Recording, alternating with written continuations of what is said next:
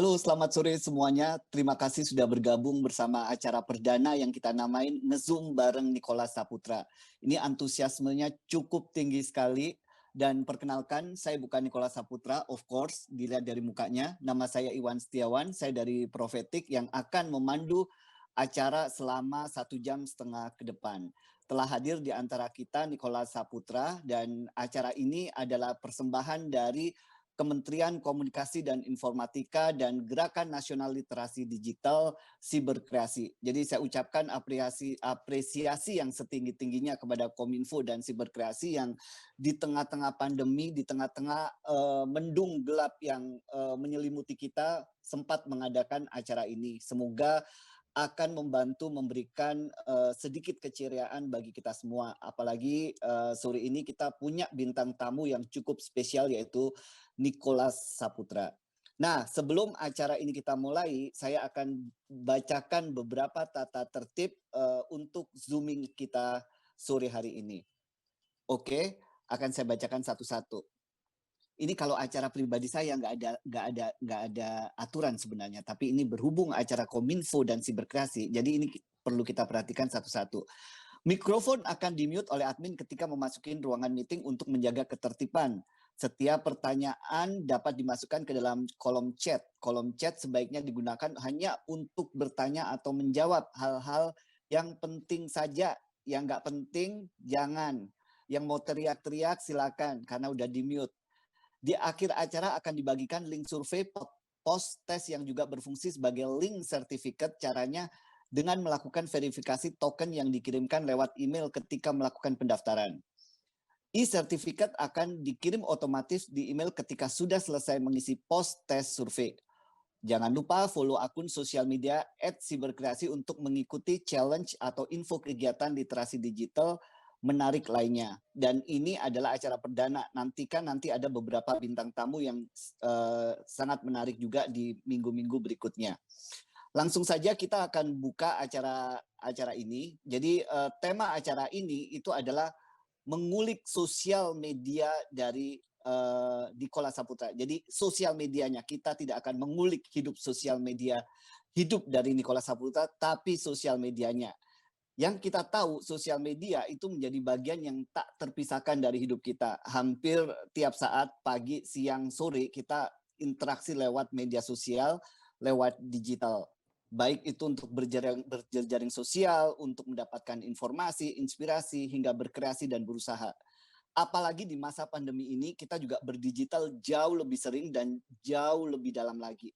Nah, ini ada riset menarik bahwa Jakarta itu menjadi salah satu kota paling cerewet di dunia. Itu ngalahin London, Sao Paulo, Tokyo, dan lain-lain. Kemudian dari riset itu juga dibuktikan bahwa rata-rata ada 28 kali orang Indonesia itu ngecek timeline di Instagram. 28 kali. Jadi baru bangun tidur, matanya melek, belum makan ngecek Instagram, mau kerja ngecek Instagram, di kantor ngecek Instagram. 28 kali. Jadi, dan tanpa disadari, sosial media mempengaruhi perilaku dan gaya hidup kita. Media sosial telah membuat hidup menjadi semakin sophisticated. Orang di Batu Malang itu udah tahu sekarang what's going on di Tokyo, what's going on di Paris, atau what's going on di New York karena sosial media. Beda sama zaman saya dulu. Dari Batu Malang saya nggak tahu what's going on di Jakarta, saya nggak tahu. Di Surabaya ada apa aja nggak tahu. Jadi itu nggak banyak-banyak pembukaan dari saya, tapi intinya sosial media itu bisa empowering hidup kita atau bisa merusak hidup kita juga. Nah, ini akan kita bahas salah satu media sosial yang sangat menarik, sangat beda, sangat anti mainstream yang menurut saya tidak mengikuti tren, yakni sosial media dari Nicholas Saputra. Nah, kita sambut bersama-sama Nicholas Saputra di acara Zoom meeting ini. Kita berikan aplaus yang seru buat Nicholas Saputra. Thank you Nicholas Saputra for joining us. Yes, apa kabar Mas Iwan? Semoga dalam keadaan sehat ya. Kabar baik, thank you semua. Semoga Niko juga kabar baik dan sehat selalu ya. Iya, terima kasih. Ini zaman pandemi, PPKM darurat. Yang dilakukan Nicholas Saputra tuh ngapain aja di masa-masa pandemi, terutama di masa PPKM darurat ini? Wah, kalau ngomongin dari pandemi udah panjang sekali ya, sebenarnya sudah hampir 2 tahun, kita 1,5 tahun menghadapi ini. Betul. Awal-awal ya tentu berbeda dengan yang sekarang, walaupun mungkin pengetatannya lebih lebih ketat sekarang gitu ya, lebih di-enforce gitu. Tapi ya mengikuti saja sih, mengikuti alurnya. Karena kemarin sebenarnya di tengah-tengah pandemi juga sempat bekerja gitu ketika tidak terlalu masih bisa direnggangkan gitu ya peraturannya, sempat syuting juga, sempat melakukan beberapa aktivitas gitu ya. Sekarang balik lagi ya, saya rasa ya harus kita ikutin aja untuk kepentingan bersama ya. Apalagi ini kan berat bagi seorang Niko ya, yang dulu emang hobinya traveling, hobinya jalan. Saya lihat juga nggak bisa diem tuh jalan dari mana ke mana. Sebelum 2020 saya lihat banyak traveling ke luar negeri. Akhirnya di 2020 itu sekitar Ubud, Bali, kemudian ke Jogja, mana lagi? Jogja, kemudian ke Tangkahan, Tangkahan, itu sering banget. ya. Jadi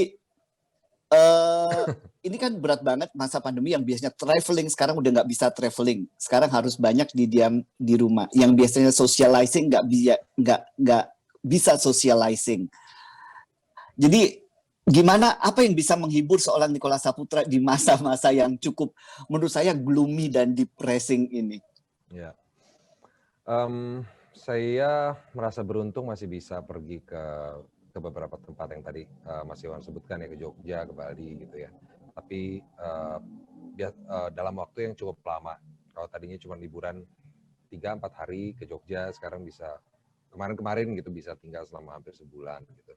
Dan ya memang cara untuk menghibur dirinya sih tetap dengan melakukan hal-hal sebelumnya, cuman mungkin dengan pace atau dengan tempo yang lebih panjang ya, dengan pacing yang juga tidak seintens sebelumnya gitu. Dan saya bersyukur maksudnya saya juga bisa menemukan gitu pada akhirnya tempo atau irama masa-masa sulit ini tuh gimana caranya supaya kita tetap bisa excited dan bisa kalau produktif mungkin kurang, less produktif pasti kita dari Yes. sebelum-sebelumnya. Tapi bagaimana kita bisa adjust ini sih gitu, kesenangan kita, kemampuan kita, apa yang biasa kita lakukan itu, saya lakukannya dengan tempo yang lebih lambat dan lebih mendalam untungnya dapatnya gitu. Jadi ketika lagi riset, lagi berbicara dengan teman, atau lagi traveling, itu bisa lebih dalam menikmati, memaknai, dan memahaminya gitu. Jadi saya rasa yang saya temukan selama ini adalah dengan mengubah temponya itu menjadi lebih lambat, tapi lebih dalam. Lebih dalam. Oke. Jadi emang ini semua orang mengalami perubahan tempo hidup ya, dari yang pace cepat sekali kemudian agak lambat sekali. Itu bagi Nicholas Saputra banyak nggak momen-momen kontemplatif selama ini? Jadi kita memandang lebih ke dalam tentang hidup dan lain-lain, tentang kebahagiaan, penderitaan, dan lain-lain di masa yang kita banyak menyendiri seperti ini. Ya, banyak sekali. Itu justru menurut saya ini waktunya untuk kita kalau untuk bisa melakukan itu gitu ya, karena kita nggak lagi dikejar-kejar waktu dan kita bisa menentukan sebenarnya tempo kita sendiri dengan situasi yang seperti ini. Banyak momen-momen kontemplatif, banyak momen-momen yang lebih ke mencari pemaknaan dalam hidup, lebih meditatif gitu. Itu memang yang bisa dilakukan saat ini buat saya sekarang ya. Oke. Habis itu ini sebelum membedah sosial media Nicholas Saputra, saya ingin bertanya sedikit tentang pengalaman hidupnya. Tapi jika Niko keberatan, nggak usah dijawab, karena kita tahu bahwa nggak semuanya harus ditanyakan dan nggak semuanya harus dijawab ya. Kemudian gini, mungkin nggak saya aja, mungkin banyak orang yang saat ini mengalami kayak gini, Mas Niko. Kita ngelihat timeline isinya duka cita, kita ngelihat WhatsApp group isinya duka cita. Itu sangat memilukan sekali dan sangat membuat kita down gitu loh. Pengalaman Nicholas Saputra sendiri gimana melihat hal ini? Ya, sama sih Mas. Tentu ini menjadi momen yang sedih, yang menguasai itu kesedihan ya, berkepanjangan gitu sebenarnya dari tahun lalu sih. Sudah banyak berita tentang ada orang yang kita kenal, orang yang pernah bersentuhan dengan kita. Sekarang juga semakin banyak jumlahnya. Ada teman-teman, ada orang tuanya teman gitu yang mengalami kedukaan atau lagi sakit, lagi kesusahan. Itu semakin banyak sekarang. Tentu sedih mendengarnya, dan saya juga membayangkan betapa tenaga kesehatan sedang kesulitan menghadapi pasien yang begitu banyak saat ini gitu. Jadi ya memang ini adalah momen-momen duka, momen-momen kesedihan yang kita nggak bisa hindari gitu. Kita harus hadapi, dan kita harus berbuat sesuatu terhadap itu, yang artinya lebih berhati-hati, lebih ketat menjaga prokes, kurangi aktivitas yang kurang penting gitu, dan lain-lain. Jadi saya rasa ya saya translate itu sebagai perenungan diri dan warning lah untuk kita semua, saya rasa. Iya. Waduh, ini dalam sekali nih, Mas Niko ya. Jadi ini sebenarnya talkshow yang kita pingin happy ternyata jadi super dalam seperti. Tapi emang situasinya Tapi situasinya seperti itu. Maksudnya seperti kita nggak, itu, betul. kita tidak bisa hindari bahwa ya teman kita sedang mengalaminya, sedang COVID sekarang, ada yang di rumah sakit, yang muda-muda juga gitu. Jadi ini this is the truth. Kita nggak bisa menghindari ini. Kita hanya perlu mencerna dan membuatnya menjadi sebuah semangat untuk tetap menjaga prokes dan kesehatan kita dan keluarga. Thank you. Kalau saya lihat ya dari postingan Niko itu, yang saya lihat itu sangat meditatif dan kontemplatif sekali. Jadi sebelum ke sosial media, saya pengen tanya sih, buku favorit atau film favorit Niko tuh apa? Waduh, film favorit. Film dulu deh, kan orang film ya. Kan orang film ya. Waduh, film favorit. Pasti banyak ya? Banyak sekali sih Mas, banyak sekali. Tergantung genre-nya. Tergantung genre-nya. Tapi belakangan saya ya, kalau selama pandemi ini sih kebanyakan nonton serial ya. Sesuatu yang episodik. Jadi bisa dicicil, bisa ditonton dengan waktu yang panjang. Jadi bisa menghabiskan waktu yang panjang ini juga bisa dengan menonton serial. Oke, saya nggak akan menanyakan serial lebih panjang lagi. Tapi yang saya ingin tanya ya, karena saya dengar dari teman saya, Nikola Saputra ini juga suka baca buku. Suka. Buku terakhir yang dibaca apa? Atau any kind of book yang pernah dibaca dan itu memorable? Saya pembacanya Haruki Murakami sih. Sama. Lama gitu. Saya juga membaca beberapa sastra Indonesia gitu, seperti misalnya Elizabeth Inandiak, maksudnya karya-karyanya beliau. Terus tapi Mas Iwan, selama pandemi ini nih, entah kenapa saya sulit sekali untuk menyelesaikan satu buku. Karena mungkin ya, dan itu saya rasakan ke teman-teman saya yang lain ya, yang suka membaca buku juga. Ada rekomendasi buku nggak sih? Ini gue lagi sulit banget nih membaca buku yang dari nol sampai akhir bisa habis gitu. Mungkin juga karena ketenangan mendengar berita dan mendengar ya situasi yang berubah dan tidak menentu ini juga membuat kita sulit untuk bisa duduk agak lama gitu ya. Pengennya sih mengaktifkan badan untuk olahraga, untuk ada yang bercocok tanam gitu, atau melakukan hal-hal di rumah yang sebelumnya tidak pernah dilakukan. Itu kayaknya menjadi semacam penyaluran energi buat kita ya. Ini sebenarnya pas Niko ngomongin Murakami, saya tuh ada 2 buku Murakami juga di bawah saya. Pas banget. Jadi ada 2 buku yang saya jadikan tatakan. Tatakan ya. IQ 44 sama Man Without Woman. Jadi dan saya pun mengalami kesulitan yang sama untuk menyelesaikan buku-buku ini di masa pandemi ini ya. Ya. Nah, kalau tadi dibilang tentang berkebun dan Nicholas emang suka berkebun juga. Ini umurnya masih muda, tapi udah hobinya udah hobi yang kebapak-bapakan gitu ya. Dari dulu sebenarnya saya. Berkebun. Dari dulu karena dari dulu suka tanaman lah gitu ya. Terus beberapa waktu belakangan ini suka mengkoleksi atau suka ya punya tanaman juga untuk di rumah gitu, dan beberapa teman-teman saya tahu sebelum zamannya hype orang-orang punya tanaman eee Mhm. yang sekarang ini gitu. Jadi saya sekarang sih senang aja banyak sekali temennya jadinya.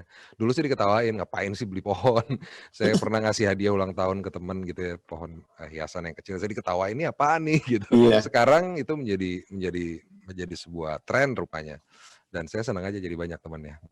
heeh. Dan punya kebun yang cukup gede banget di ini ya, di Tangkahan ya. Di Tangkahan, ya itu di situ nggak lah, nggak terlalu besar sih.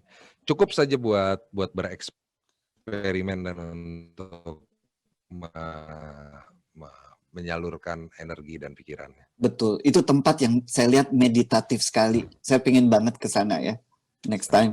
sangat. Mhm. Habis itu saya pengen tahu juga nih, ini pertanyaan yang Nicholas kan kalau dilihat dari Instagram dan orang yang sangat suka traveling. Sebenarnya pengalaman apa sih yang didapatkan dari traveling? Kalau kebanyakan orang kan, wah pemandangannya bagus ini, tapi ada nggak spiritual experience yang didapatkan dari pengalaman Nicholas Saputra dari one place to another? Mhm. Apa yang didapatkan Nicholas Saputra dari perjalanan itu? Eee, yang saya dapatkan dari banyaknya perjalanan tentu berbeda-beda sesuai dengan tujuannya. Kalau memang saya ingin menggali, saya suka antropologi dan suka sejarah, jadi, eee, kadang-kadang saya pergi itu hanya untuk mengalami atau melihat betul, apa namanya, cerita untuk gali sejarah sebuah tempat atau dari sudut pandang antropologi. Selain itu memang ada tempat-tempat yang memang atau saya bertujuan itu untuk pergi karena ingin refreshing, ingin ingin merasakan berada di tengah alam, di laut, di hutan, di gunung, di pantai, itu, pengalaman-pengalaman yang mungkin bukan spiritual ya, tapi lebih ke lebih lebih menggali tentang hubungan antara kita manusia dengan alam Alam. dan kita itu dan menyadari bahwa kita adalah bagian dari alam yang tidak bisa terpisahkan. Jadi memang, itu menjadi apa ya, perenungan yang selalu menarik lah buat saya Waduh, bawa pulang gitu, untuk bisa bekerja lagi. Karena kalau begitu kita jadi apa ya, saya merasa ketika saya pulang liburan saya jadi orang yang lebih segar ketika bekerja, lebih lebih siap betul. bekerja gitu, karena banyak energi baik yang bisa kita terima dari alam gitu.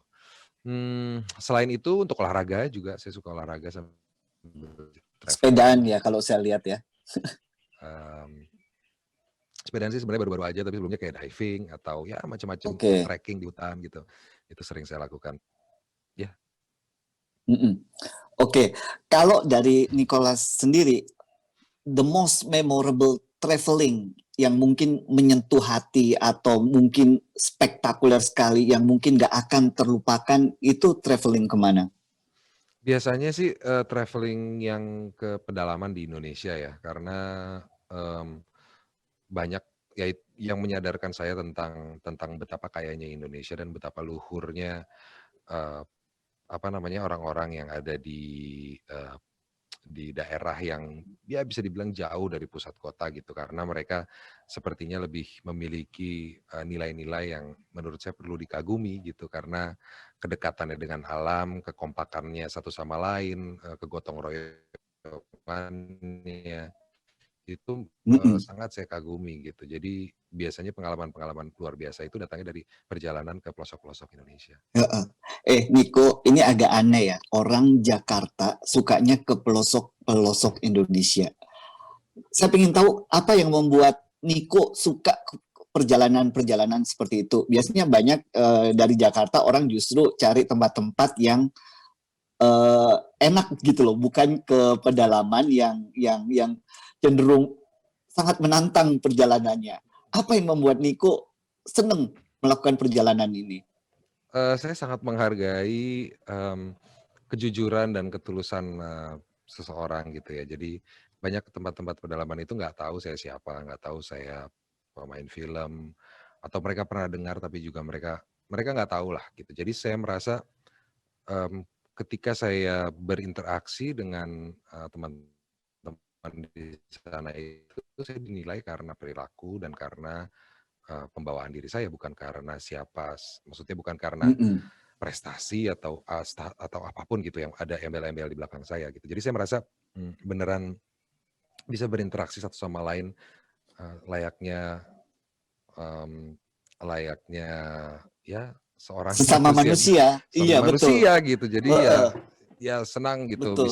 bisa begitu. Karena ya itu yang kadang-kadang sulit saya dapatkan karena uh, ya mungkin saya udah lama sekali bermain film gitu ya dari saya SMA. Jadi itu ada kerinduan untuk bisa seperti itu. Iya. Saya ngebayang sih, misalkan Niko ke tempat-tempat destinasi wisata yang ramai gitu ya, pasti jadi pusat perhatian, pasti banyak orang yang menyapa. Bahkan kayak di Bali yang dulu sempat heboh, yang memberhentikan pengendara sepeda motor itu akhirnya viral kemana-mana. Ini menantang jadi public figure yang ingin liburan, pengen kontemplatif, akhirnya banyak, hai Niko, foto bareng, dan lain-lain seperti itu ya. Akhirnya kedalaman itu yang membuat Niko menjadi seorang manusia biasa gitu ya. Ya, mungkin seperti itu kali. Ya, bukan manusia biasa, saya memang manusia biasa. Manusia biasa. Cuman maksudnya orang tidak melihat saya sebagai, maksudnya dengan ide yang ada di kepala mereka sebelumnya gitu. Mereka menerima saya apa adanya saat itu. Oke. Apakah traveling ini sesuatu yang membuat membuat kebahagiaan buat Niko? Apa yang membuat seorang Niko tuh bahagia? Ini pertanyaan yang memang agak susah. Yang kontemplatif. Apa yang membuat seorang manusia bernama Nicholas Saputra happy atau konten? Hal-hal kecil biasanya yang sebenarnya yang menjadi dasar hidup kita ya. Maksudnya saya cukup bahagia kalau bisa makan dengan cukup. Gitu. Saya bisa bahagia Waduh. dengan cukup, tidur dengan cukup. Saya bisa bahagia dengan waktu yang cukup gitu. Hal-hal sederhana sih yang membuat saya bahagia sebenarnya. Ini pertanyaan yang sulit tapi jawabannya menurut saya menohok sekali karena jarang hal-hal kecil yang membuat dampak cukup gede dalam hidup kita dan gak kita perhatikan. Cukup makan seperti saat ini ya, ketika orang sedang kesusahan cari makan, ketika orang banyak yang dipecat dari pekerjaannya. Mungkin bagi kita makan cuman keseharian yang bisa kita dapatkan dengan mudah, tapi itu yang akan membawa kebahagiaan tersendiri buat kita. Kalau yang membuat seorang Nicholas Saputra sedih apa? Yang membuat saya sedih biasanya kehilangan orang-orang yang kita cintai atau perpisahan dengan orang-orang yang kita sayangin, itu membuat saya sedih. Begitupun ya melihat orang sedih juga membuat saya sedih. Gitu. Dalam sekali, Murakami sekali. Aduh. Melihat orang yang bersedih membuat saya sedih. That's totally true ya. Abis itu Niko ini masih traveling juga. Jadi saya kepo ini Instagram Nicholas Saputra. Ini beberapa tempat yang paling sering muncul di caption itu ada Tangkahan, Bali, Aceh, Isumba, Komodo, Sumba, Komodo National Park, Sri Lanka, Nihiwatu, Tangkahan lagi, habis itu Palawan. Apa yang membuat Tangkahan close to your heart? Apa yang membuat Nicholas Saputra jatuh cinta sama Tangkahan? Tangkahan is everywhere in your timeline.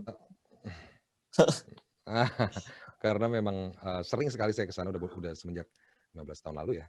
Dari 2005 saya pertama kali ke Tangkahan itu saya jatuh cinta sama alamnya dan juga terutama alamnya sih karena saya merasakan bisa berenang di sungai yang masih baik, kondisi airnya yang bahkan kita bisa minum gitu ya. Terus juga berada di tengah-tengah hutan ada air panas, itu di National Park. Jadi terutama sih alamnya, ada gajah juga di sana gitu.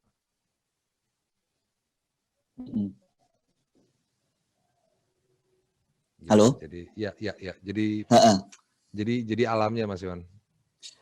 Tahu Tangkahan dulu pertama kali dari mana? Mungkin buat teman-teman yang di sini atau bagi saya sendiri, Tangkahan itu masih nggak sepopuler misalkan kayak Labuan Bajo atau Mandalika atau yang lain. Tiba-tiba Nicholas Saputra itu Tangkahan. Namanya beautiful sekali ya, Tangkahan. Ya. Pertama kali saya ke Tangkahan itu karena waktu itu saya sedang membantu sebuah NGO. Ini tahun 2005 awal. Saya ada melakukan perjalanan ke Sumatera Utara dan Aceh berkaitan dengan tsunami Aceh pada saat itu. Saya membantu NGO yang kebetulan pada saat itu memiliki program di Tangkahan, yaitu Fauna Flora Internasional. Jadi waktu itu saya volunteering untuk ke sana dan mengenal dan pergi ke beberapa tempat lokasi di Aceh dan juga di Tangkahan di Sumatera Utara. Jadi Oke. disitulah pertama kali saya berkenalan dan saya merasakan ya ini sebuah tempat yang luar biasa, bisa recharge energi gitu ya, karena di hutan sepi, terus bisa melakukan banyak aktivitas olahraga seperti berenang, naik gunung, caving, dan macam-macam gitu, hal-hal yang berhubungan dengan adventure. Jadi ya jatuh cinta semenjak itu dan Oke. akhirnya saya punya rumah di sana, saya bangun rumah, jadi punya tempat di sana dan itu bisa maksudnya orang bisa menginap di sana. Oke. Itu saya lihat juga di Instagramnya Nikola Saputra. Nah, sekarang saya punya pertanyaan agak sulit nih buat Niko, tapi mungkin bukan pertanyaan sulit juga ya. Saya ingin Nikola Saputra menyebutkan nama-nama gajah yang ada di Tangkahan dan cerita uniknya. Karena saya mengenali beberapa nama di sana dan Nicholas cerita tentang salah satu misalkan namanya yang Eropa atau siapa tuh. Ya. Ya di sana ada Olive. Olive ini adalah gajah betina yang paling kecil, tapi sudah pernah memiliki satu anak meninggal waktu itu. Siapa namanya? Tangka kalau nggak salah sudah lama sempat meninggal. Nah, Eropa itu adalah anaknya si Olive. Oke, Terus Eropa tuh anaknya si Olive. Eropa anaknya Olive. Oke. Kemungkinan Olive sedang mengandung juga sekarang. Satu-satunya jantan dewasa di sana adalah bernama Theo. Jadi Theo ini adalah bapak Oke. dari anak-anak yang ada di sana. Di sana ada 4 sekarang baby-nya. Yang satu namanya Chris, yang satu Eropa yang tadi saya bilang, yang satu lagi adalah Albertina. Bukan Albertina, bukan Albertina. Chris, Eropa, sama Amelia. Ayo. Oke. Amelia, habis itu sekarang ada Bonnie. Bonnie baru lahir sekitar beberapa bulan yang lalu. Bonnie ini anaknya si Bonnie ini anaknya Sari. Oke. Oh my god. Ini kayak udah jadi keluarga sendiri ya gajah-gajah ini buat Niko ya. Ya, kenal dari dulu dari mereka masih bujangan lah ya. Bisa dibilang. Akhirnya bisa beranak pinak. Tapi sehat ya mereka ya. Sehat sekarang. Alright. Thank you Niko. Kemudian saya ingin tanya juga tentang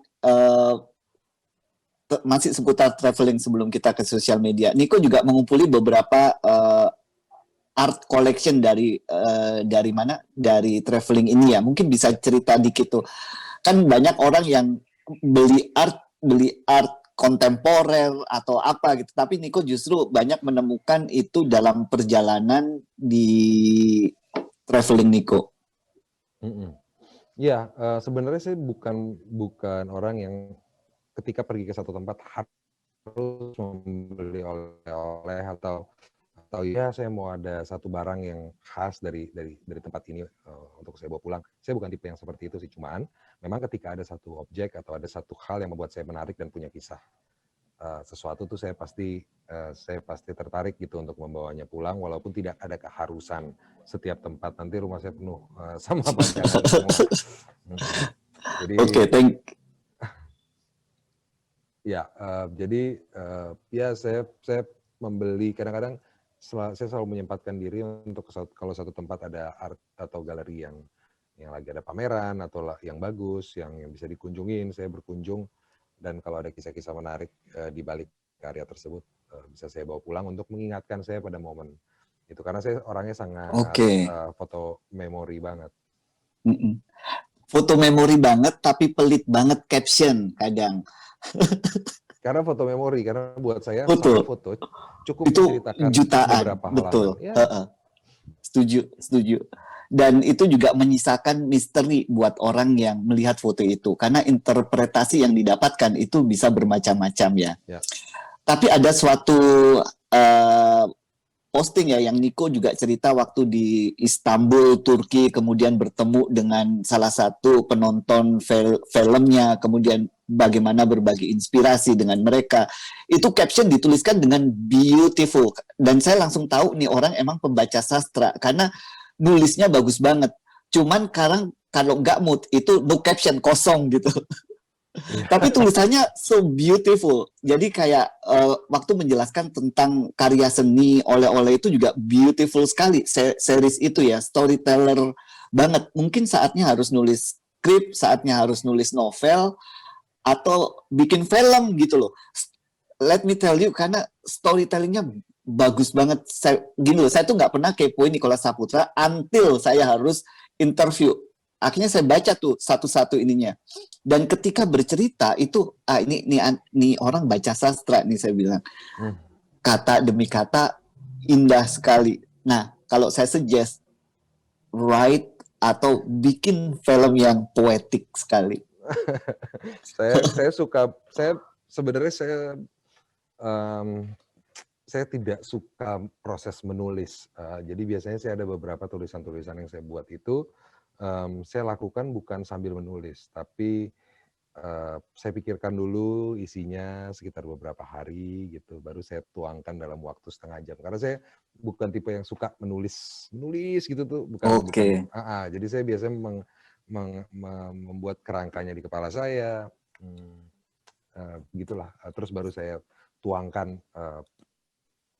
dalam waktu yang bisa dengan sangat singkat gitu. Jadi begitu cara saya biasanya menulis gitu. Jadi ya mungkin kurang cocok untuk menjadi penulis profesional ya.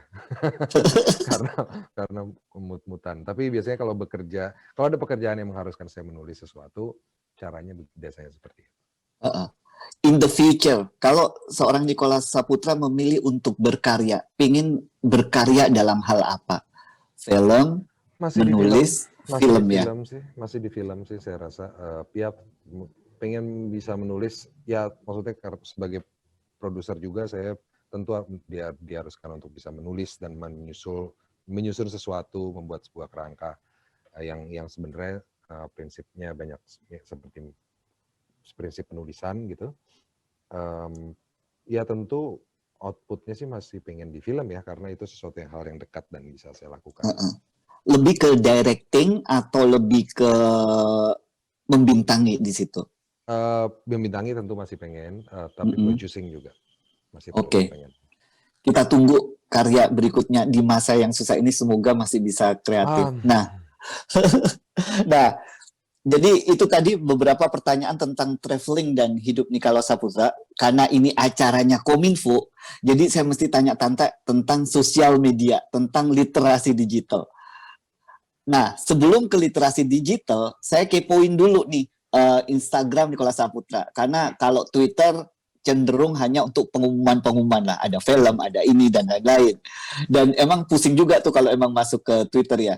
Jadi, satu impresi saya masuk ke Instagram Nicholas Saputra, dan ini sudah diterjemahkan sendiri oleh seorang Nicholas Saputra dalam captionnya yang dia bertutur seperti ini. Suara yang baik adalah suara alam. Dengarkan. Jadi sebenarnya itu menyimpulkan timeline Instagram dari seorang Nicholas Saputra. Suara yang baik adalah suara alam. Dengarkan. Dan kalau kita lihat ya, saya kepoin ya. Jadi bio Nicholas Saputra itu the world through my eyes. All photos are taken with smartphone kamera. Jadi semua foto yang ada di situ diambil dari smartphone kamera ya. Pertama kali posting April 2012, tanggal 17, ada sekitar sampai saat ini 837 posting. Ini termasuk males posting, jarang-jarang posting. Karena ada yang gabung tahun 2020 atau 2021, itu postingnya udah melebihi postingan Nicholas Saputra. Jadi menyisa. Nah, top likes, selain selfie yang udah dihapus itu banyak yang marah. Ada 48.000 komentar, Mas Niko, yang di selfie pilkada itu. di luar itu top like postnya satu, one of my favorite spot on earth, hashtag Tangkahan, hashtag North Sumatera. Itu foto Nicholas Saputra lagi mandi di sungai nih. Nah itu likes-nya banyak. Tapi Nicholas Saputra ya dia nggak mau mandi-mandi terus di sosial medianya. Jadi cukup satu, enough. Habis itu yang paling banyak di like kedua itu cukup mengherankan buat saya. Itu no caption, men. Nggak ada caption. Jadi cuman gambar foto tapi it's beautiful foto ya. Ada Bali before pandemic, Raharjeng Rahina Kuningan Sementon. Itu beautiful. Habis itu yang paling banyak dikomentari Mas Niko itu foto yang captionnya dia titik-titik N. Dian Sastro. Itu paling banyak dikomentarin. Habis itu kalau dilihat top association based on caption itu paling banyak muncul kata apa coba? Morning, sungai, air, menyeruput kopi, sunset, pit. Saya pengen tanya, ini indah banget. Apakah hidup Nicholas Saputra seindah ini? Atau enggak ya? Karena kalau dilihat dari Instagram, tapi semua Instagram orang tuh kelihatan indah, Mas Niko. Tapi kita nggak ngelihat hidupnya seperti apa. Nah, kalau Nicholas Saputra sendiri gimana hidupnya? Instagramnya sih beautiful, meditatif, kontemplatif. Pernah susah nggak? Pernah berjuang nggak dalam hidupnya? Wah, banyak banget perjuangan mati-matian Mas Iwan. Maksudnya ya betul apa yang Mas Iwan sampaikan tadi bahwa ya kadang-kadang kita tidak bisa menilai seseorang atau memberikan sebuah penilaian terhadap hidup seorang melalui sosial medianya ya, karena itu kan pilihan kita untuk menunjukkan bagian mana yang kira-kira ingin kita tampilkan ke publik, dan itu tentu sah-sah saja. Cuman saya rasa penting untuk bisa menilai bagaimana sebenarnya kehidupan seseorang melalui sosial medianya. Karena betul, nggak semuanya itu kebenaran. Tidak Betul. semuanya itu perlu dianggap sebuah standar kesuksesan gitu. Jadi memang perlu bijak, betul saya rasa. Nah kalau saya waktu saya posting, karena gini, awalnya saya menemukan Instagram itu, karena waktu itu saya udah Twitteran sebelum Instagram itu udah main Twitter, dan waktu itu Twitter masih close circle banget, masih sedikit sekali yang bermain Twitter, dan saya lumayan aktif sebenarnya. Saya nggak bisa reach, saya nggak bisa mencari Twitter saya yang lama, tapi banyak Twitter saya yang bisa ditemukan orang. Dia dulu ya santai banget gitu, agak ngawur malah cenderungnya, karena sepertinya rasanya tanggung jawabnya masih kurang seperti sekarang gitu, followernya belum banyak. Tapi saya tahu Twitter adalah sesuatu yang menyenangkan. Begitu ada Instagram, nah ini saya sebenarnya terbantu sekali, karena dulu sebelum Instagram saya udah sering jalan-jalan dan foto, tapi pakai kamera yang bisa dibilang kamera profesional. Jadi agak merepotkan buat saya sebenarnya. Saya mau merekam momen-momen yang ada di selama perjalanan saya itu dengan kamera, tapi aduh saya jadi harus bersihin supaya nggak kena jamuran, atau saya harus benar-benar make sure nggak kepentok dan lain-lain gitu. Nah begitu era smartphone itu masuk, saya cukup senang sebenarnya, karena kualitas fotonya cukup saja untuk merekam dan cukup untuk bisa diposting supaya saya ingat sebenarnya. Jadi sebenarnya saya Instagram itu waktu itu belum terlalu populer seperti sekarang ya. Itu adalah tempat untuk masukin foto, hasil foto, dan saya jadi mudah untuk mengaksesnya kembali untuk mengingat. Karena kalau yang lain-lain sebelumnya cuma di hard disk gitu, dan kita kan nggak lihat hard disk setiap hari ya. Jadi saya nge-treat Instagram itu ya memang tempat hasil fotografi saya, karena memang saya suka foto dari dulu. Galeri memori gitu ya. Betul, betul. Galeri memori. Kemudian kalau saya lihat juga ya, ini saya ingin mengulas lagi Instagramnya Niko sebelum tanya-tanya. Sebutkan beberapa public figures yang ada di Instagram Niko. Ini nggak banyak, gambarnya tuh gajah banyak, pemandangan banyak, orang nggak banyak. Orang nggak banyak. Hayu, siapa aja coba, inget nggak? Kayaknya ada beberapa teman main film saya biasanya. Betul, ini pas lagi syuting di foto kayak gitu. Ya, biasanya lagi syuting di foto. Saya bantu ya. Ya. Ada Dian, ada Dian, betul, Sarah, ada Eva pernah kayaknya berdua betul, mereka, terus betul, ada Caitlyn. betul, that's it. Udah Jadi itu aja ya. cuman ada 4 orang. Jadi Mhm. saya tarik data dari Instagram, cuman ada 4 orang ini. Dian Sastro, Eva Celia, Tara Basro, dan Kathleen North Lewis ya. Lewis ya. Heeh. Jadi kalau saya sok tahu Mas Niko ya, jadi saya simpulkan Instagram Nicholas Saputra tuh kayak gini. Ini kualitatif analisis saya. Oke. Nicholas Saputra tidak terseret arus tren media sosial. Ia punya visi dan keunikan yang kuat. Akun Instagram Nicholas Saputra mengajak kita untuk mengikuti perjalanan dia ke beberapa tempat yang dia kunjungi. IG yang minim caption, tidak banyak sharing wisdom, menunjukkan pada authenticity. Sangat kuat di archetype explorer. Nicholas Saputra tidak membuka semuanya, membuat publik semakin ingin tahu keseharian yang dilalui. No selfie, no party, no socializing, sepi IG story. Suasana yang terbangun dari IG Nicholas Saputra adalah keindahan yang halus, gak berteriak. Kota pun yang rame itu menjadi sunyi, menjadi sepi. Kalau saya simpulkan dengan kata-kata, peaceful, solitary, green, art, whispering, not screaming. Kota dalam sepi, arsitektur, caption minimalis, Jogja, Ubud, Tangkahan. Moodnya experiencing life. Dan caption yang paling memorable buat saya, suara yang baik adalah suara alam. Dengarkan. Wah, Kira-kira itu nggak yang luar pengen biasa. disampaikan, Niko? Luar biasa pengamatannya. Ya, kalau saya nggak punya ini ya. Sebenarnya saya tidak punya strategi atau bagaimana ini harus begini harus begitu gitu dalam hal. Makanya saya suka kurang konsisten dalam hal captions misalnya, atau misalnya tema foto itu saya ya sebenarnya ya kalau saya memang karena suka alam, suka beraktivitas, tapi sebenarnya acak-acakan gitu, nggak terlalu rapih lah. Banyak kan yang memang punya format yang menjadi patokan gitu dan nggak mau lari dari situ. Nah kalau saya sih prinsipnya yang pertama ini adalah hasil fotografi saya, hasil foto yang ditangkap oleh saya untuk merekam sebuah momen yang saya tampilkan di sana. Yang kedua yang saya perhatikan biasanya adalah kenapa nggak banyak orang yang saya masuk ke dalam situ, karena saya menghargai privasi orang. Dan buat saya penting untuk mendapatkan konsen dari orang yang ingin saya tampilkan di sosial media saya.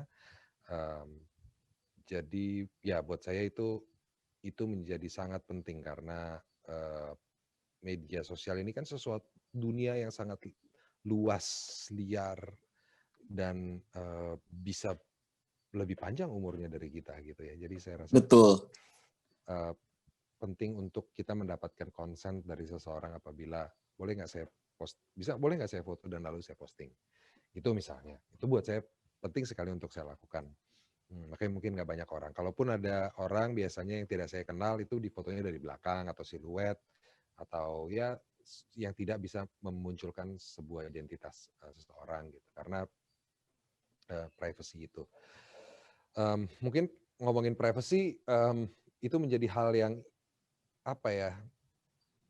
menjadi hal yang aneh kali ya buat sebagian orang karena kenapa harus ada privacy dan apa pentingnya gitu ya. Dari dulu saya struggling untuk bisa memposisikan diri saya untuk saya ingin dihargai privasinya gitu. Tapi tentu tidak semua orang kan memiliki pekerjaan dan memiliki dampak yang saya alami gitu. Tidak semua orang, dan itu bisa dibilang kalau kita lihat populasi sangat sedikit gitu.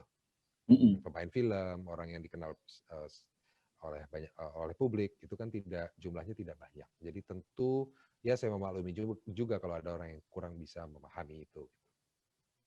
Tapi ya saya contohkan aja dari apa yang saya perbuat, bahwa saya kalau mau post sesuatu saya menghargai privasi orang. Dan kalau saya amati Mas Diko ya, akhirnya orang akan belajar kok ke situ. Akhirnya orang akan appreciate privacy orang.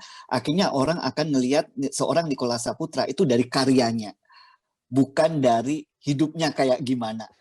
Kalau cenderung kita melihat orang dari hidupnya seperti apa, bukan dari karyanya, itu biasanya nggak long lasting. Ini buktinya Nico juga mulai tahun 2012 sampai sekarang juga eh, orang masih terus mengikuti gitu loh. Jadi privacy menurut saya pun itu sesuatu yang sangat luar biasa penting ya. Karena gini, Nicholas Saputra itu diikuti oleh orang banyak banget. Salah atau benar itu bisa jadi akan diikuti orang gitu loh. Itu menurut saya beban yang cukup berat buat seorang public figure ketika harus membuka semuanya. Dan sebagian besar ya menurut saya harus di privat gitu loh, menjadi hal yang tidak di announcing ke publik gitu ya. Ke publik. Ya betul. Saya rasa ya sebagai manusia biasa tentu kita melakukan banyak kesalahan, banyak banyak ketidaksengajaan, khilaf atau sesuatu hal yang sangat manusiawi sebenarnya. Tapi dengan proyeksi sosial media yang begitu besar sekarang, jadi lebih mudah disalahpahami, lebih mudah dikomentarin, digunakan menjadi sebuah alat yang tidak ada hubungannya dengan tujuan dan lain-lain gitu. Jadi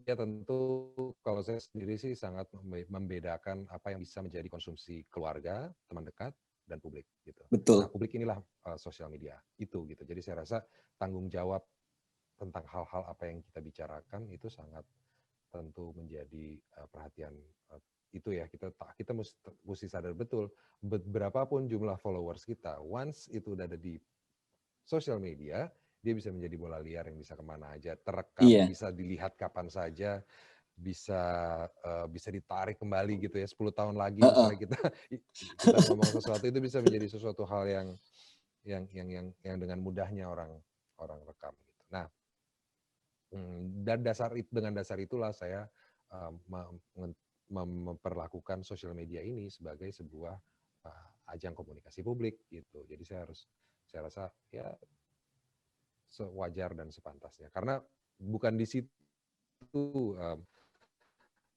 mata pencaharian mata pencarian saya gitu. Mata pencarian saya adalah sebagai seorang pemain film, orang yang bekerja kadang di balik layar, kadang di depan layar. Sosial media itu bukan sumber utama mata pencarian gitu. Jadi ya saya apa ya jangan sampai justru karena sosial media jadi mengganggu pikiran Mm-mm. dan pekerjaan yang kita sebenarnya. Dan ini justru mungkin menjadi inspirasi kita kok, Nicholas Saputra ya, bahwa kita nggak harus mengumbar hidup seluruhnya di sosial media, tapi harus ada yang memang kita jaga sebagai ranah yang privat, karena kita punya keluarga, kita punya teman, dan lain-lain gitu ya. Habis itu saya tuh kurius banget nih, Nicholas Saputra tuh ngecek timeline nggak? Ngecek Instagram nggak? Saya Hmm, sebenarnya lebih sering ngecek Twitter Twitter. sebagai pasif reader. Ya, Mm-mm. saya jujur aja saya nge-tweet jarang-jarang ya. Kalau saya mau berdiskusi biasanya saya langsung ke orangnya gitu. Betul. Kalau Instagram saya karena banyak komentarnya ya, mungkin saya tidak bisa baca satu persatu. Tapi kalau untuk timeline Instagram lumayan sering sih. Lumayan masih dibuka gitu ya. Tapi emang Mm-mm. Twitter tuh kalau diskusi mau situasi terkini, mau politik, mau isu sosial, isu lingkungan, itu ada di situ Ada semua di situ gitu ya. semua sebenarnya. Uh-uh. Tapi Tapi saya mau tanya, pernah pernah jenuh nggak? Pernah capek nggak ngelihat timeline Twitter yang penuh dengan gejolak ini? pernah apalagi ya ketika kondisi politik menjadi sangat hangat gitu ya. Ya, tapi saya begini, kadang-kadang aduh ini kok ada yang tidak, misalnya saya tidak sependapat dengan tweet orang tersebut gitu ya. Tapi saya teruskan follow gitu. Karena buat saya penting berbagai macam diskusi, berbagai macam perdebatan itu penting untuk menjadi apa ya, menjadi penyeimbang pemikiran kita gitu. Sehingga kita tahu realitanya seperti apa, orang bisa berpikir begitu banyak tentang begitu banyak hal dengan sudut pandang yang berbeda, dan saya menghargai itu bagaimana ini adalah sebuah apa ya, tempat kita untuk bisa berdebat, bisa mengeluarkan ide dan lain-lain gitu. Mm-mm. Jadi saya justru menjadi penonton yang asik aja kalau ada orang Iya, ada tutor gitu. penonton yang asik. Silent readers. Oke, thank you. Jadi gini, ini talk show yang santai ya. Jadi teman-teman yang mau tanya tentang sosial media Nicholas Saputra, silakan di chat langsung dengan tulisan mengulik media sosial Nicholas Saputra. Nanti ada panitia yang akan mengumpulkan pertanyaan-pertanyaan ini dan akan kita sampaikan ke Nicholas Saputra. Ini mengulik media sosial, bukan mengulik hidupnya ya. Mengulik media sosialnya, Instagramnya, Twitternya. Habis itu kita balik sambil menunggu pertanyaan dari teman-teman. Saya ingin tanya juga nih. Banyak dari kita, Niko ya, yang terjebak mengabadikan momen untuk Instagramnya. Tapi tidak lupa menikmati traveling, lupa menikmati living in the moment. Jadi cenderung foto-foto, angle mana yang bagus, ini sampai ada yang jatuh-jatuh. Tapi lupa untuk take a deep breath in, take a deep breath out, menikmati yang ada di depan mata. Tapi justru sibuk untuk upload di Instagram. Kalau Niko sendiri tipe yang seperti apa? Ya. Jujur aja saya pernah pernah terjebak juga dalam hal itu ya, terutama dulu ketika saya masih pakai kamera yang profesional dengan berbagai macam lensa, saya bawa kemana-mana, itu jadi ya saya harus mengabadikan momen A, B, C gitu, ada targetnya harus begini, harus begitu. Tapi itu pun sebenarnya masih agak sulit kan untuk mengambil karena kameranya berat gitu. Berat. Saya merasakan saya kok jadi dikerjain sama kameranya nih, bukan untuk menikmati suasananya.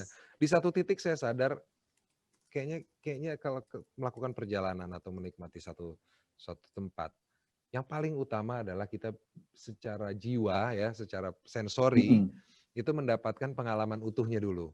Suaranya, warnanya, terus temperaturnya. Jadi segala sensor kita tuh diutamakan dulu gitu. Baru merekamnya melalui fotografi. Karena saya bukan fotografer profesional. Mungkin beda dengan fotografer profesional yang memang pekerjaan utamanya adalah mengambil foto yang baik. Nah, itu kan tentu berbeda ya. Kita yang bukan non profesional, saya rasa sayang kalau kita menghabiskan waktu hanya untuk mengambil foto, tapi kita lupa ngobrol sama orang setempat, lupa ngobrol sama teman sendiri, lupa menikmati momen yang jarang kita bisa temui misalnya di tempat kita tinggal. Ya hal-hal sederhana yang sebenarnya kita harusnya rasakan dulu baru kita rekam. Betul. Oke. Habis itu ini mungkin mewakili pertanyaan banyak orang, Mas Niko. Kenapa tidak pernah menampilkan foto muka di feed Instagram? Karena saya tidak setertarik itu terhadap muka saya sendiri. Saya lebih tertarik merekam yang saya lihat lebih bagus. Ya itu sih Mas, maksudnya saya agak rikuh aja sih kalau harus maksudnya selfie.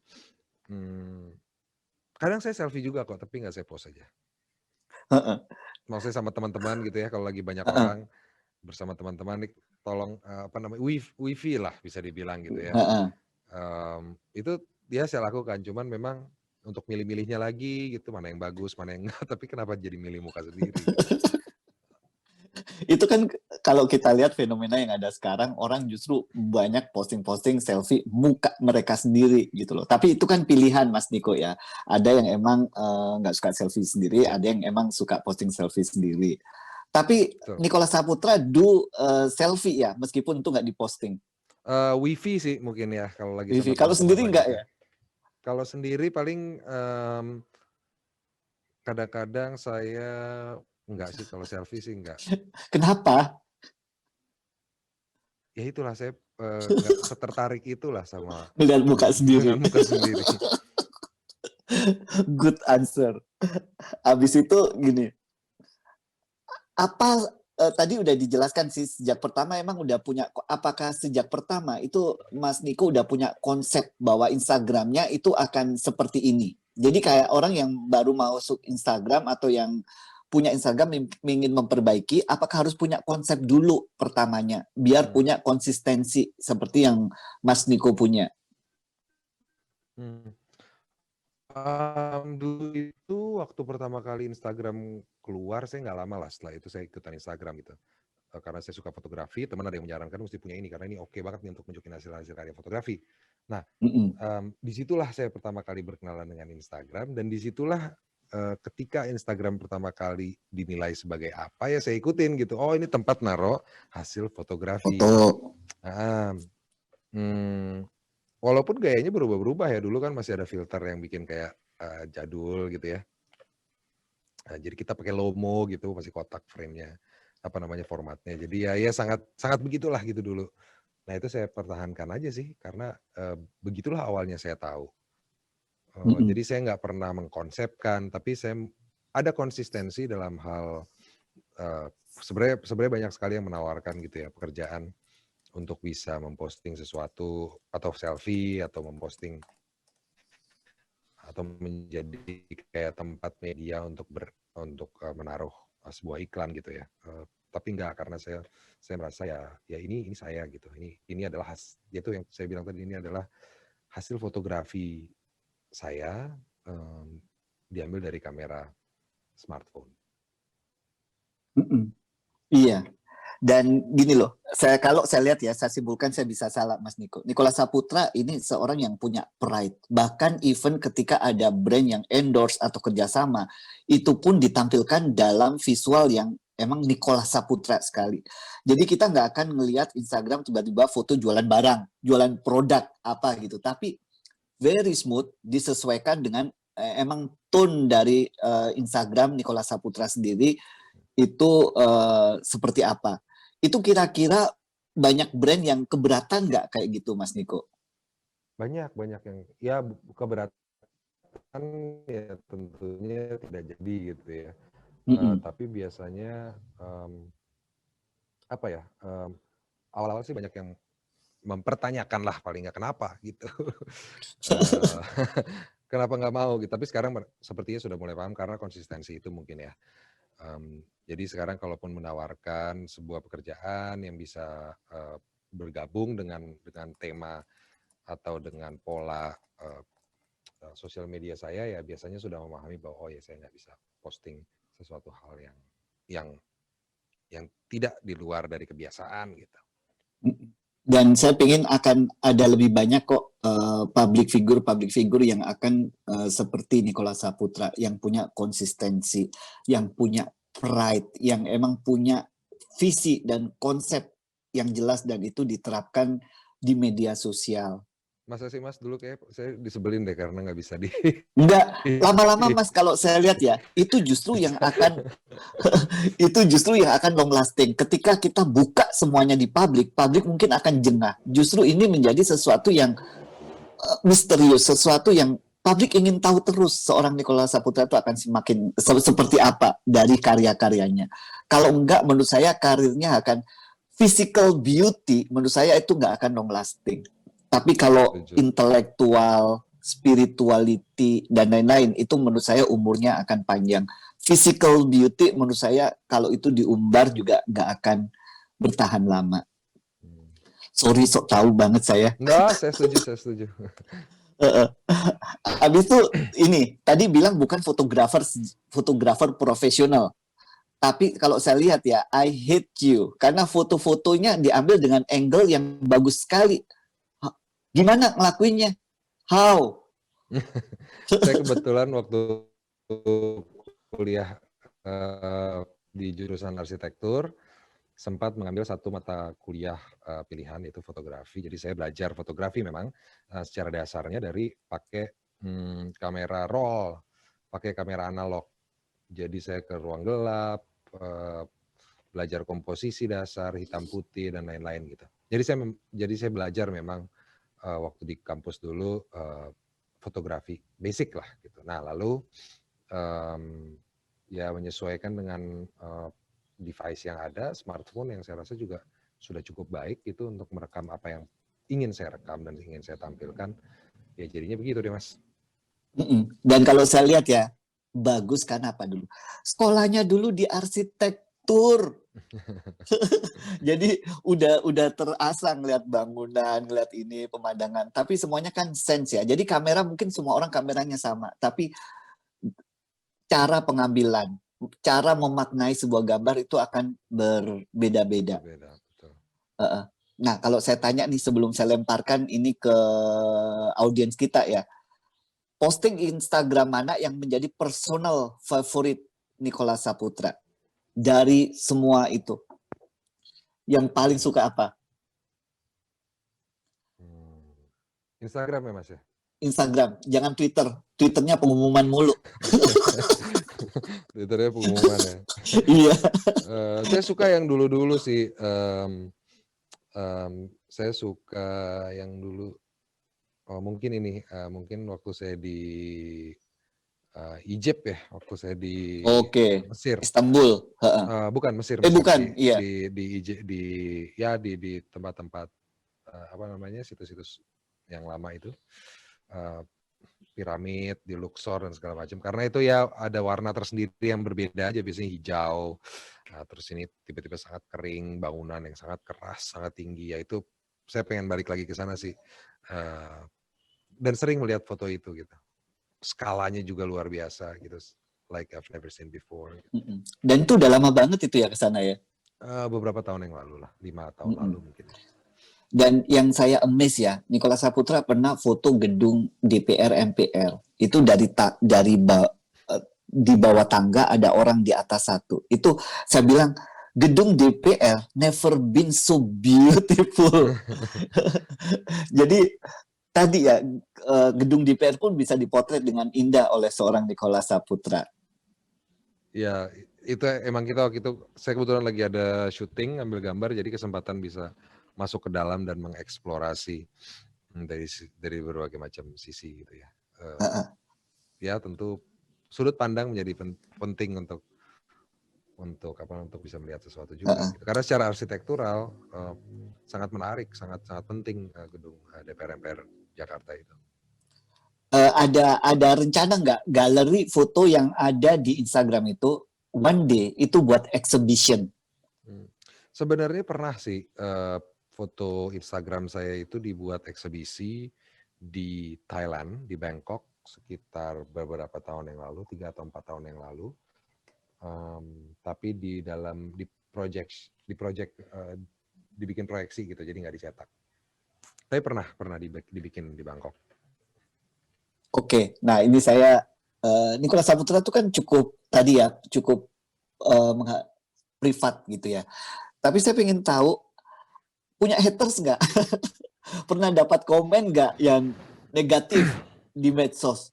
Habis itu gimana caranya seorang Nicholas Saputra nanggepin kayak gitu? Kadang ada di DM gitu ya, kadang ada juga di komentar biasa gitu ya. Nah, kalau tendensinya adalah untuk bullying, saya biasanya block aja. Oke. Gitu, karena ya kadang-kadang saya juga nggak mau tempat saya atau wadah yang saya buat di sosial media itu menjadi ajang ribut-ribut orang gitu. Jadi ya kalau tendensinya kritik terhadap pekerjaan, terhadap hasil karya dengan senang hati gitu. Tapi ketika tendensinya adalah untuk bully, kan sosial media sekarang juga memiliki pilihan buat kita untuk ngeblok atau supaya orang tidak membuat kita merasa dibully gitu. Oke. Ini saya udah pesen ini banyak yang tanya, tapi saya ada pertanyaan nih karena ini acaranya Mbak Kiki ya. Saya dipesenin Mbak Kiki Mas Niko untuk tanya tentang pilar-pilar. Ini saya mau tanya Saya bilang ke Mbak Kiki, "Mbak ini pertanyaannya berat banget, saya aja nggak ngerti." "Oh, Nicholas Saputra jago banget ini," katanya gitu. Aduh, duh, duh.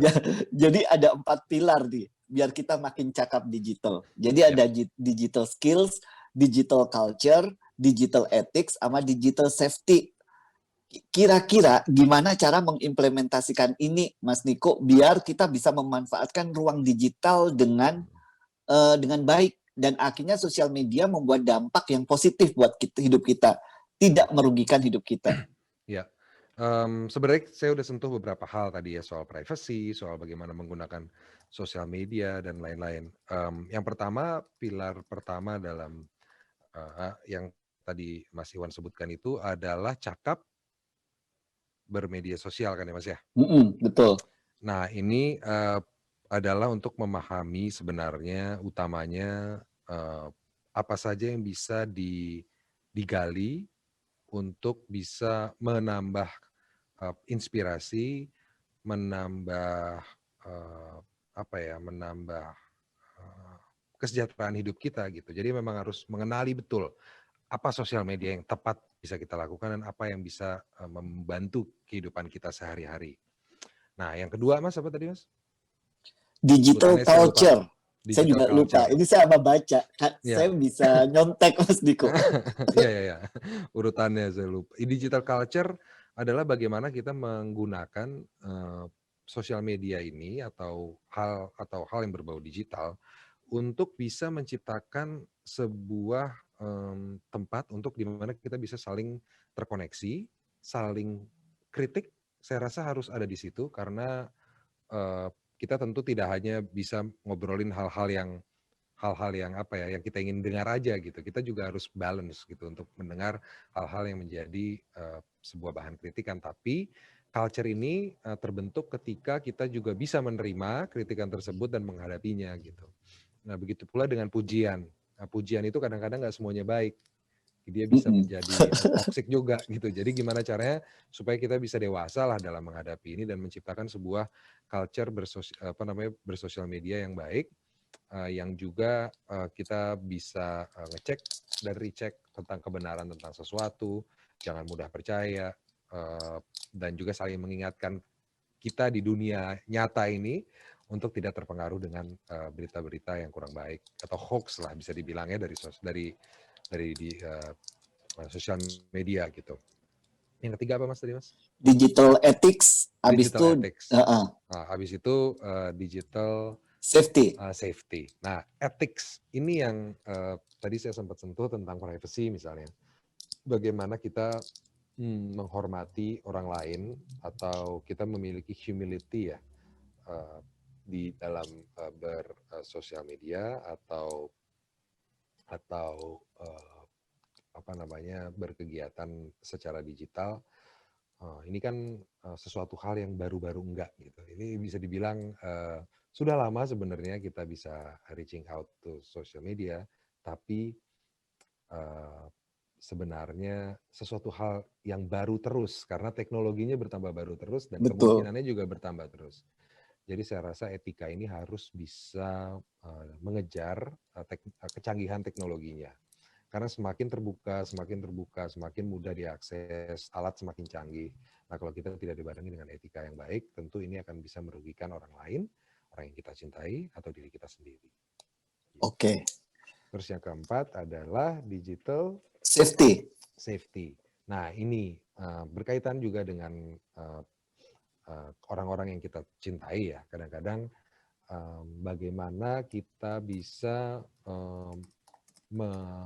menjadi lebih kritis tentang apa yang akan kita gunakan di sosial media, baik itu informasi diri sendiri yang kita sharing, juga dalam bentuk apapun, misalnya data diri, misalnya juga hal-hal yang berkaitan dengan misalnya boarding pass kalau mau ke perjalanan, waktu kita berjalan, tempat kita menuju suatu tempat itu kan sebuah informasi yang sebenarnya sangat pribadi dan bisa dengan mudahnya disalahgunakan oleh orang.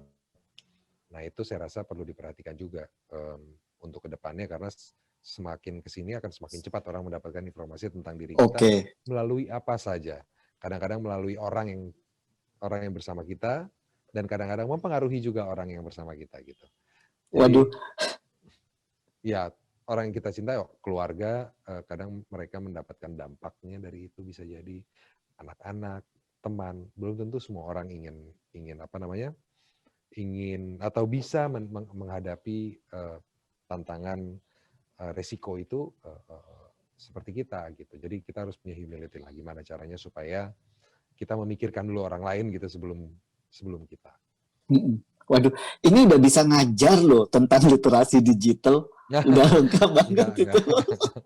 Ya kira-kira seperti itulah. Karena saya senang sekali ada literasi digital dengan 4 pilar yang saya rasa memang satu hal yang kita butuhkan saat ini untuk mempercepat apa namanya atau mengejar teknologi digital ini, supaya gimana caranya ini bisa bermanfaat lebih banyak kepada kita, dan kita bisa mengurangi resiko apa ya, dampak yang kurang baiknya gitu. Betul.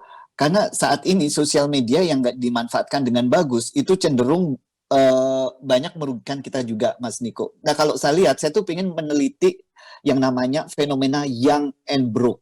Jadi bagaimana anak masih muda tapi bisa bangkrut gara-gara sosial media, gara-gara nggak fear of missing out, gara-gara ngelihat timeline di Instagram pingin makan di mana, pingin liburan kemana. Belum baru masuk kerja, udah pengen liburan ke Korea, liburan ke ini. Jadi mending untuk Instagram yang indah, mereka rela dompetnya kosong. Mereka rela mungkin puasa dulu demi Instagramnya punya estetika seni yang luar biasa. Akhirnya banyak yang saya lihat itu fenomena young and broke karena mengikuti lifestyle yang dilihat dari sosial media tadi, lifestyle yang dilihat dari Instagram tadi. Tapi betul kata Mas Niko bahwa Instagram itu bukan representasi hidup seseorang. Itu foto-foto yang emang udah dipilih, foto-foto yang emang hobi mereka apa, kesukaan mereka apa. Jadi tidak mentah-mentah bisa diduplikasi oleh kita masing-masing gitu ya. Betul.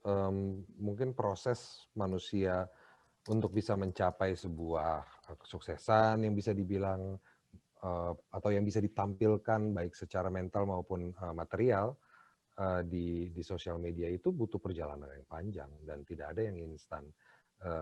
Jadi perjuangan seseorang mungkin tidak ditampilkan, betapa berat hidupnya atau betapa banyak waktu yang dia perlukan untuk bisa mencapai sebuah kesuksesan dan lain-lain.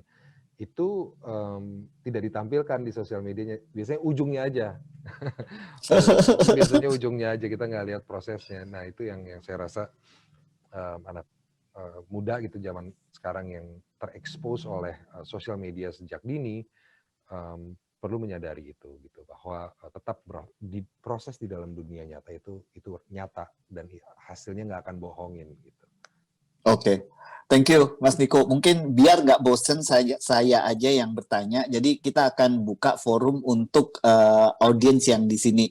Tapi sebelumnya biar nggak ketinggalan info dan biar makin cakap digital, ini pesan dari panitia, follow akun sosial media @cyberkreasi, join grup Telegram Makin Cakap Digital di https Makin Cakap Digital.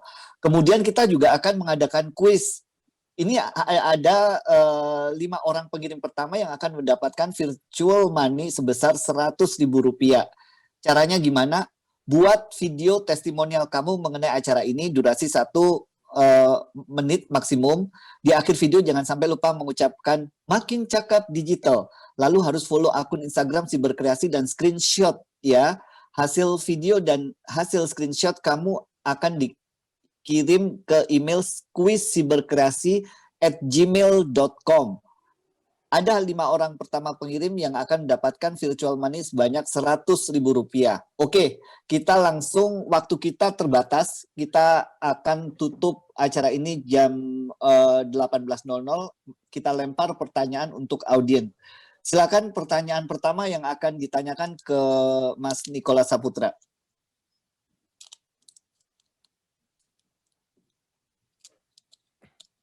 Oke. Kak Niko tahu nggak ada akun TikTok namanya bukan Nicholas Saputra? Kenapa Kak Niko nggak bikin akun TikTok? Nggak tahu, saya nggak punya akun TikTok dan kenapa ya banyak, maksudnya itu bukan Nicholas Saputra tapi biasa menampilkan foto saya gitu ya. Heeh. Ya Eh, mungkin gitu ya. mungkin Ya, gitu. biasa saya juga kayaknya banyak akun-akun yang nggak ada hubungannya sama saya nggak kenal tapi mengkoleksi atau menampilkan foto-foto saya gitu. Betul. Jadi itu sampai ada di Instagram itu yang emang ngumpulin foto-foto lama Nicholas Saputra, abis itu dikeluarin lagi tuh foto-foto kayak Betul. gitu. Saya aja kagum banget, maksudnya saya juga kadang-kadang terhibur gitu, waduh gila zaman dulu gini banget ya, cover majalah atau apa gitu. Heeh. Iya, dan saya kagum sekali bahwa mereka bisa mencarinya gitu. Saya sih senang-senang aja karena berasa lagi dikumpulin apa sih archive-nya gitu. Heeh. Itu lengkap banget Mas Niko kalau dilihat di Twitter tuh ya. Foto-foto lamanya. Ada kegiatan politik Saya bukan apa? bukan tipe yang suka go ahead Mas silakan. Enggak, silakan Mas Niko. Apa namanya, waktu waktu zaman dulu saya tuh bukan tipe orang yang suka mengkoleksi misalnya majalah yang pernah ada sayanya, saya simpan, gitu nggak pernah. Poster film saya sendiri pun saya nggak punya gitu. Jadi senang aja ketika ada orang yang mengumpulkan dan mencari dan saya bisa wow kadang-kadang di-tag kan, wow hebat banget bisa dapetin foto saya tahun 2001 gitu. Mm-mm. Dan itu sering banget Mas Niko muncul ya. Jadi negara dalam kondisi apa, tiba-tiba ada muncul foto Nicholas Saputra. Semua isu ambiar tuh dengan adanya foto Nicholas Saputra. Oke, jadi TikTok nggak punya ya? Nggak punya. Tapi suka nonton TikTok nggak? Saya kadang-kadang TikTok kadang-kadang saya bisa lihat di Instagram. Sama. Ya, ini apa namanya hasilnya kan. Mm-mm. Jadi kadang-kadang tahu format TikTok seperti apa, isinya kurang lebih seperti apa, tapi kebetulan akunnya belum punya. Mm-mm. Saya juga merasa udah, kalau saya sendiri ya merasa udah umur, jadi agak kurang relate sama si TikTok ini. Kalau Mas Niko kan masih muda. Oke, Nah, pertanyaan kedua, silakan. Aduh, panjang banget. Saya tenaga kesehatan Bang Niko, dan di tahun ini terasa lebih berat pandemi yang harus kami kelola dibanding tahun 2020. Di sisi lain, saya sering sedih dengan hate comment netizen yang seolah menilai nakes tidak maksimal mengelola pandemi ini. Bagaimana saya harus mengelola diri saya sendiri untuk tidak mudah tersinggung dengan hate comment netizen tersebut? aduh, sebelumnya saya berterima kasih dulu Sama, kepada terima kasih. Iya. nakes yang sedang berjuang dan membantu teman-teman kita untuk bisa menghadapi situasi seperti ini. Memang kadang-kadang sosial media itu tidak seindah atau bisa menjadi bumerang gitu ya. Kadang kita ingin mendapatkan kesenangan, kebahagiaan, tapi kita kadang-kadang juga mendapatkan banyak komentar yang kadang-kadang kita nggak suka dan itu bisa mengganggu kita. Dan inilah saatnya saya rasa kita bisa puasa sosial media untuk sementara gitu. Jadi kadang-kadang memang godaan untuk kadang-kadang kita tahu juga bahwa ini pasti komennya negatif, tapi kadang-kadang pengen juga dibaca gitu. Pengen tahu senegatif apa sih saya dikomentarin. Nah, kalau memang sampai mengganggu kehidupan sehari-hari, mengganggu konsentrasi dan lain-lain, saya rasa bisa dipertimbangkan untuk puasa sosial media untuk sementara atau ya membukanya kalau betul-betul perlu dan ingin mendapatkan informasi penting dan yang terkini gitu ya. Oke. Jadi kadang ada saatnya kita perlu baca, Mas Niko ya. Tapi ada saatnya juga kita kadang harus puasa dulu deh dari sosial media, dari komen-komen yang seperti ini, yang akhirnya it hurts us gitu loh. Akan Ya, melukai diri kita sendiri. Dan kita akhirnya stres gara-gara sesuatu yang ada di media sosial.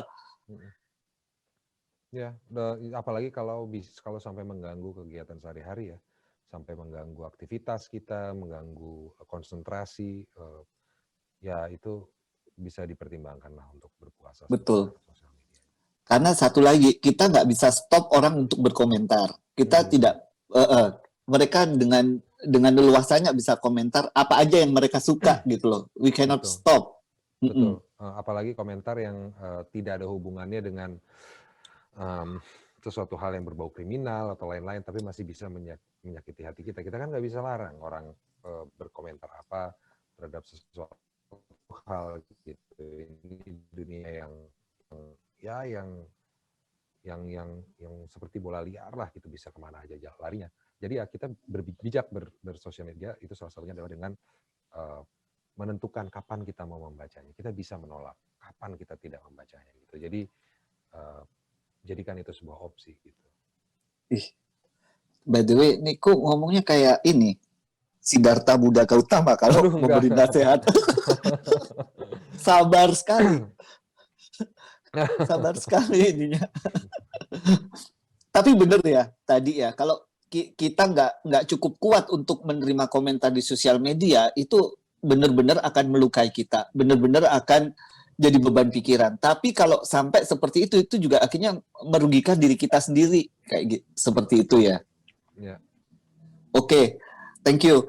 Nah, kita berlanjut ke pertanyaan ketiga nih sekarang ini. Silakan.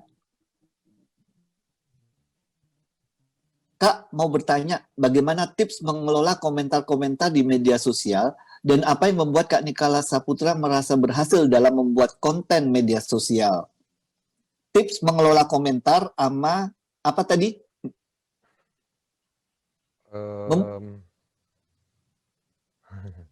Membuat konten berhasil apa dalam yang membuat membuat konten. Kak Niko merasa berhasil? Yang membuat saya merasa berhasil, biasanya sih membuat merasa berhasil tuh gimana ya? Maksudnya,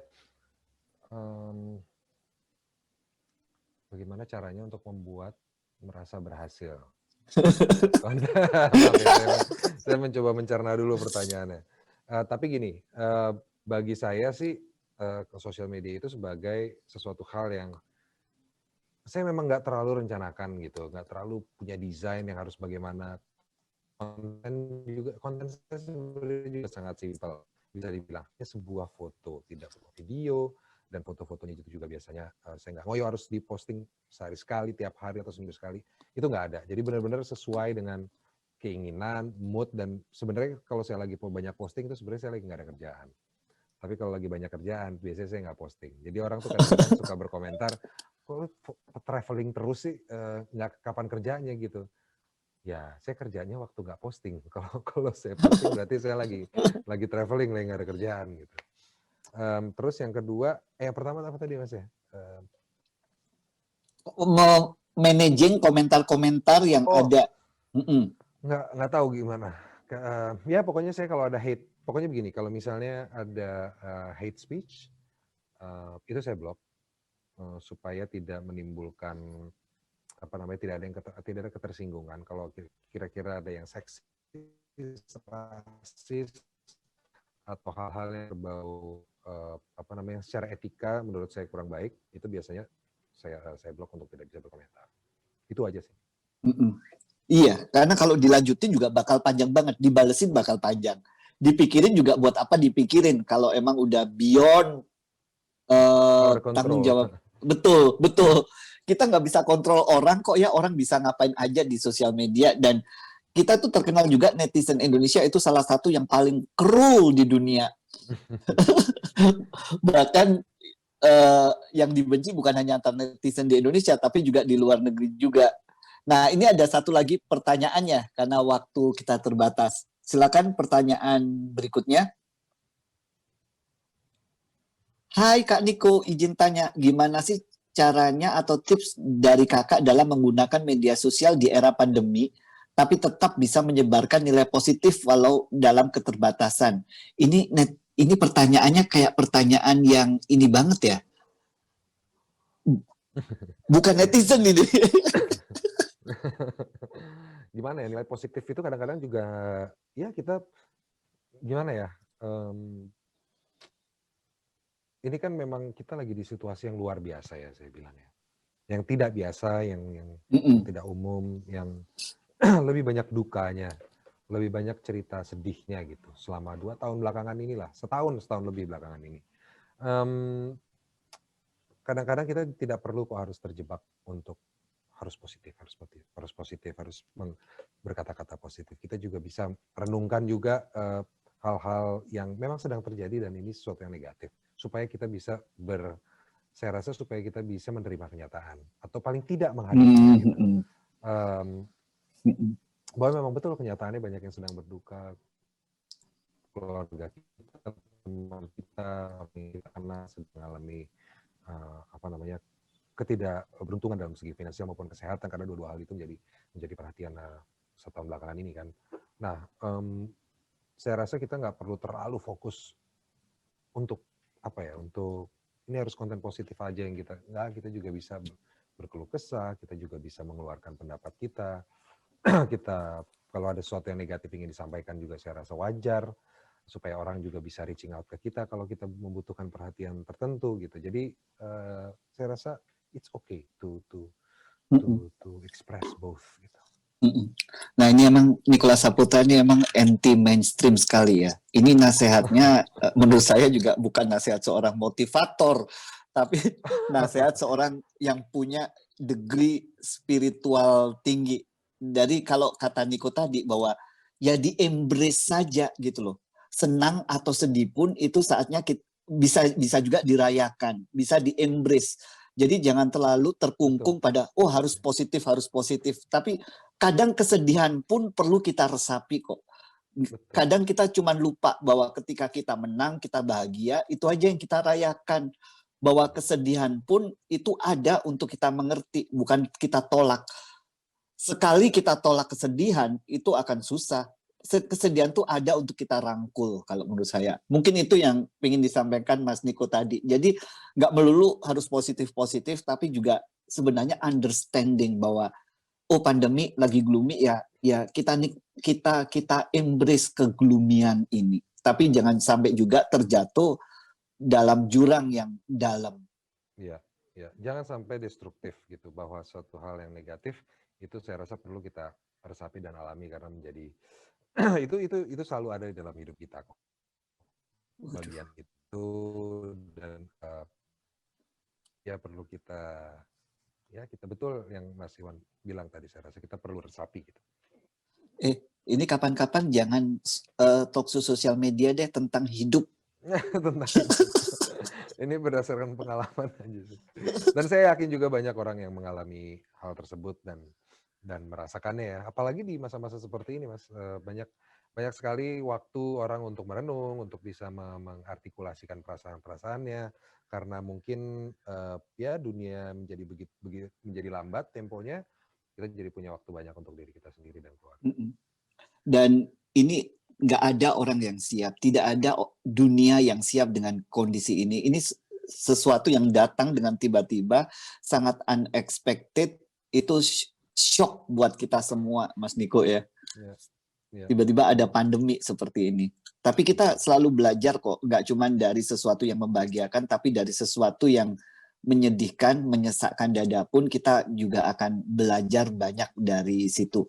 Belajar tidak cuma dari sesuatu yang terang, tapi dari kegelapan pun kita justru akan belajar banyak dari situ. Justru kita akan melihat bintang yang terang dalam kegelapan. Oke, jadi Mas Niko mungkin ada yang ingin disampaikan sebelum saya menutup acara ini. Tapi sebelum acara tutup hari ini ya, ini diingatkan lagi nih sama panitianya. Saya ingin mengingatkan peserta untuk mengisi post-test untuk mendapatkan e-certificate. Caranya, 1. Masukkan kode unik token yang diberikan di email konfirmasi yang kamu terima saat mendaftar. 2. Isi form post-test survei lalu klik tombol selesai. Yang ketiga, e-certificate akan dikirim ke email kamu. Cek inbox atau di spam. Itu ya, silakan dibaca di layar yang ada ini. Nanti mungkin bisa di email juga oleh panitia. Nah, untuk mengakhiri talk show kita kali ini, saya ingin kembali ke Mas Nicholas Saputra terkait dengan mungkin nggak sosial media, mungkin tentang hidup dan pandemi ini. Mungkin ada closing statement, nggak cuman gimana caranya kita cakap digital, tapi kita juga kuat dalam menghadapi pandemi ini. Iya. Silakan Mas Niko. Thank you Mas Iwan, saya senang sekali bisa ngobrol hari ini. Mudah-mudahan ini kan masa-masa yang memang bisa dibilang paling sulit selama pandemi ini ya. Tapi ini juga mungkin bukan masa yang akan paling sulit. Jadi mungkin ada yang lebih berat lagi. Jadi bagaimana caranya kita bisa menjadikan waktu ini menjadi waktu tempat kita merenung, belajar, dan juga berjuang untuk bisa melalui pandemi ini bersama-sama. Saya rasa kuncinya adalah be nice to each other.